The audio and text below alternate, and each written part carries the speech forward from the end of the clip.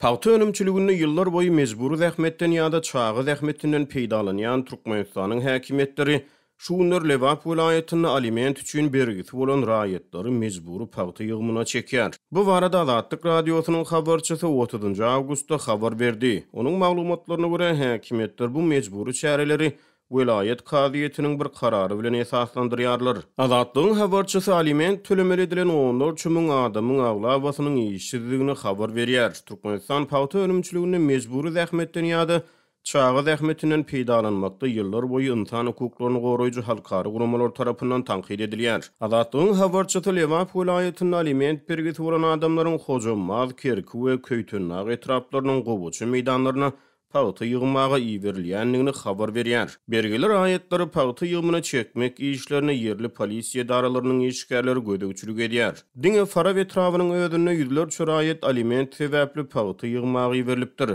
Sewit resmiýetleri bu çäreleri ýygymy netijeli alyp barmak maksady bilen ýyp düşündirýärler. Yerli ýaşaýjylar dowam edýän paýta ýygymy mewsümine mejbur zähmetiň bar bolan ähli ýollarynyň ulanylýanyny aýdýarlar. Azatlygyň habarçysy Kadyýetdäki çeşmelerine salgylanyp Lewap sudyna soňky 3 ýylda goşan şikayetleriň aglabasynyň aliment we aýrylyşmak meseleleri bilen baglydygyny habar berýär. Azatlyga ma'lum bolan maglumatlara görä Türkmen häkimetleri hususan soňky 1 ýyldan gowrak wagt bäri raýatlaryň aliment meseleleri bilen içgin gyzyklanýar. Geçen ýylyň oktýabryna Türkmen häkimetleri Lewap welaýatynyň dargany tetrawyny aliment töläp bilmedik raýatlaryň kemsedici suratlaryny köpçülik ýerlerine asy. Şu ýylyň martyna Azatlygyň yerli habarçylary ýurdun günnägor sewitlerini aliment töläp bilmeýän adamlaryň sanynyň görnetýän köpelendigini habar berdi. Ýurtda dowam edýän ykdysady we sosial krizisiň fonunda Türkmenistan synçylary görä öz ýakyn taryhyny maşgalasyny ekläp bilmeýän ýa-da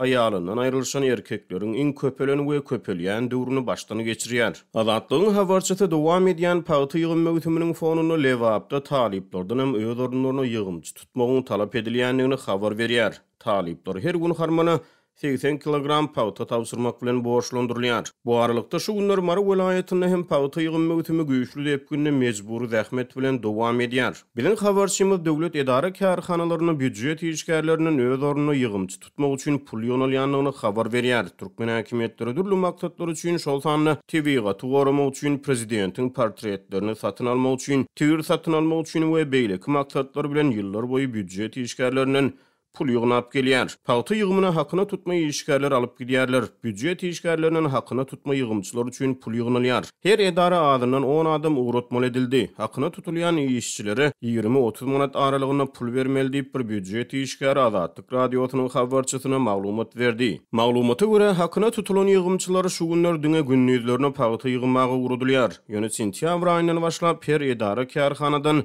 10-15 töwerew adamyň ýygymy ýatymlyk iýberilmegine garaşlýar. Azatlygyň habarçysy ýygymy 10 gün möhlet bilen ugrudylýan bir hakyna tutma iş üçin büdjet işgäriniň 400 manat töwerew çykdy jetmeli boljakdygyny habar berýär. Paýta ýygymyň büdjet işgärleriniň özleri ugrudylmaýar. Diňe hakyna tutulan ýygymçylar ugrudylýar diýip büdjet işgäri gaýtalady. Türkmenistanyň paýta önümçiligini mejburi zähmetden ýa-da çagy zähmetinden peýdalanmagy onuň paýtasynyň Abaşanyň gümrük gullugy tarapyndan Birleşen Ştatlaryň çägine 2018-nji ýylda gadagan edilmegine alyp geldi. Bu aralykda Azatlygyň mardak habarçysy Sewitin gowaça meýdanlaryna susuzluk sebäpli hasylyň bu ýyl pesdigini habar berýär. Muňa garamazdan hökümetçi Biznes Türkmenistan neşri bu ýyl hadary howa şertleri sebäpli ýurdun durly sewitlerine paýtanyň ýyry ýetişendigini habar berdi. Türkmenistanyň bu ýyl paýta mewsümine ýyry girişilmegi prezident Gurbanguly Berdimuhammedowyň ýurdun paýta plan borçnamasyny garaşsyzlygyň 30 ýyllyk baýramyny çen ýerine ýetirmegi welaýet häkimlerine we oba hojaluk resmiýlerine tawsyrmagynyň ýygyanyna gabat geldi. Ýöne henüz ýurt boýunça ýygym mewsümine resmi derejede bagdylga verilmedi. Resmi maglumatlara görä bu ýyl Türkmenistan boýunça 620 000 hektar meýdany gowy çekildi we 1 250 000 tonna paýta hasylyny ýygnamak göz öňünde tutulýar.